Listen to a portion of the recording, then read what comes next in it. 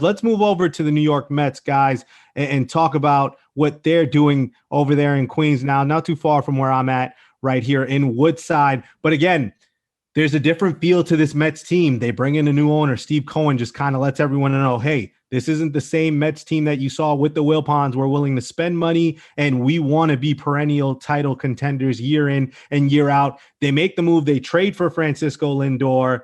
And again, they're going to get some guys back. When you talk about Noah Syndergaard at some point in the summer, they will get him back. Obviously, you get Jacob deGrom back, who arguably one of the best pitchers, if not the best pitcher in baseball right now. And this is a team that went 26-34 last season. And manager Luis Rojas said that he understands that fans are expecting results now. This is a team that, as constructed, the offense is as potent as it gets. The starting rotation is there when you talk about Stroman. The bullpen, though, may be a bit shaky. That's kind of been the deficiency for the Mets in the last couple of seasons. But Quiggs, the expectations are different now if you're a Mets fan. This isn't just a team that's expected to only make the playoffs. They're expected to win the division and really be a factor in the National League as one of the teams that can compete with the Los Angeles Dodgers for that spot in the World Series.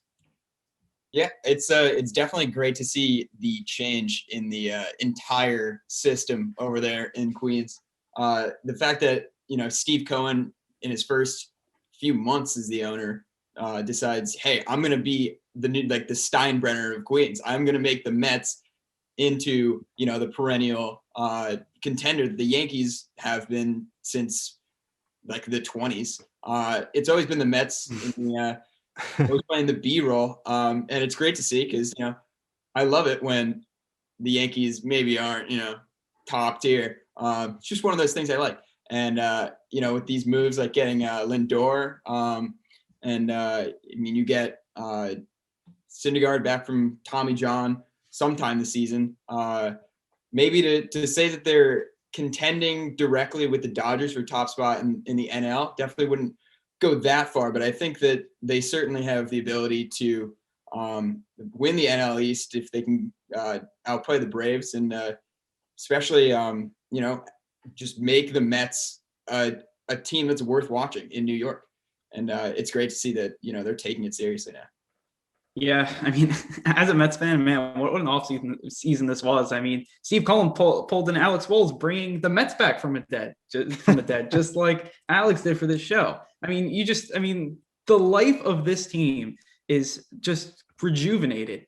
And I mean, as a Mets fan, I want to see them hit the diamond because, I want to see Lindor, I want to see Cookie Carrasco. I do think that this rotation is really solid. I think they do need one more piece there in the rotation, and they're still looking to get a piece, maybe a guy like Tyon Walker, or some other guys maybe they'll get in trade deadline, that type of stuff. So that's what I would do to kind of solidify this team. The bullpen, Seth Lugo being out for it looks like 2 months to start the season, that's something that you worry about because he was kind of the guy that you look to with the Mets to pitch the 7th and 8th innings, and now you don't have that guy. So that could be a worry. Maybe you pick up a bullpen piece here. There's still a good amount of free agents left here going into spring training. So maybe that's an area you can also pick up a bullpen piece. Trevor Rosenthal is still out there, and he's a guy that was lights out for the Padres last year.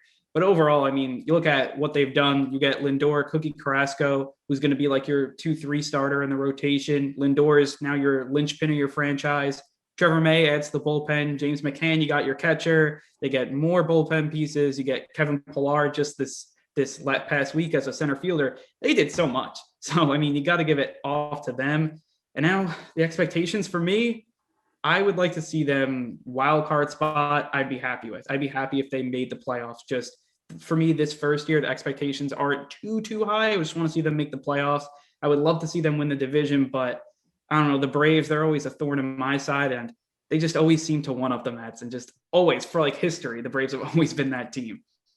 But Andrew, as a Mets fan, when you hear Tim Kurkjian say that the Mets aren't done making moves yet, that they're still looking to wheel and deal and spend money to make this team as best as they can, that's optimism for you. That's different. That's not something you would have heard in seasons past. And I know Mets fans have a bit of trepidation because of all the free agents that they have coming up after next season. When we look at, obviously the aforementioned Lindor, Familia, Stroman, Conforto, Syndergaard, those guys are all going to look for deals. But now that you have Steve Cohen, I think you can kind of breathe easy knowing that he's willing to open up his wallet and keep the guys who he thinks are worth long-term contracts. So I think that's something that plays in the Mets' favor. And you mentioned their chances to win the NL East. Let's move over to FanGraphs and their annual predictions before the season. And obviously the Yankees have a 92% chance to win the AL East. I don't think that's surprising to us. The more surprising stat, though, the New York Mets, an 81% chance to win the National League East. Andrew, what do you think about FanGraphs giving the Mets this much respect and really undervaluing the other teams in that division, like Atlanta, like Washington, and like Philadelphia? For some reason, always the Mets do good in the analytics, which is kind of funny. I think it has a lot to do with them playing players out of position. So you talk about Brandon Nimmo's playing center field. That's an area where you're going to lose some runs defensively. Dom Smith, amazing hitter, but sticking him in left field, you're definitely going to, that's shaky. I've seen as a Mets fan a fair share of those square peg situations. And you go across the dime and you don't look at a lot of positions where like, oh, he's a great defender. Really, besides Lindor, you're looking around the infield, McNeil, JD Davis, these aren't like great defenders. And analytics, they probably don't account for that as much. Because if you think of Brandon Nimmo, like just as the player, not looking at how he fits, and you're like, oh, he's really good and he's a solid player. And like you say the same thing about a lot of players on this roster. So I think that's where you get that high percentage.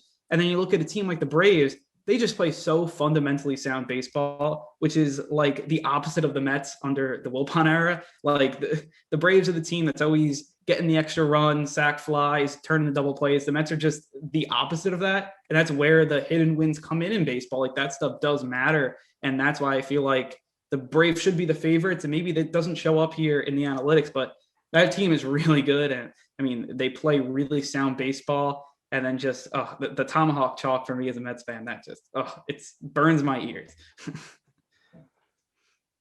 Quiggs?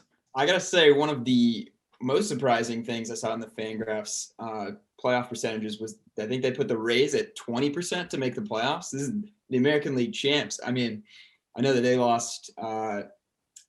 Okay, now I'm completely blanking. Was it Morton? I believe they lost Morton. Is that the case? Morton, and Snell. They just got Chris Archer. And obviously, he hasn't been doing great in Pittsburgh. Since he was in Tampa Bay, really. He was in Tampa. But, maybe that homecoming brings back the he had some promise as a young pitcher with Tampa. So I think that, that maybe they're discounting the Rays a little bit too much and maybe giving the Yankees a little too much credit with the 90+% chance to win the division. I mean, the people are really excited about this Mets team, and it certainly shows in the odds. Yeah, I mean, the Yankees could very well run away with the AL East. I have a hard time believing that the Mets will do the same thing. I mean, the Braves are really good. The Phillies aren't going anywhere. They keep adding good pieces. And obviously the Nats are there, and they're always going to be a factor. Just some other notes, though, that I think is interesting. And I think one Jackson Howell will find a bit amusing, or if not, probably heartbreaking if he's listening right now. But the Baltimore Orioles, the only team that wasn't given even 0.1% to win their respective division. And just to put in perspective, the Rockies, who are on a fire sale themselves, selling players left and right, they have 0.1% to win a division that the Los Angeles Dodgers reside in. The Pittsburgh Pirates, 0.4%. The Marlins, 0.7%. The Rangers, 0.8%. And for Jackson Howell's lowly Baltimore Orioles, 0.0. I mean, how do you ask fans to invest your time, your effort, your money, your love into a team that everyone thinks doesn't even have a shot? Jackson, God bless your soul, my friend. And I will leave it on at that for your sake. But again, just good to see baseball back. Obviously, both the Mets and the Yankees a lot going for them. And if things go well, two teams that could absolutely find themselves in the World Series come this upcoming fall.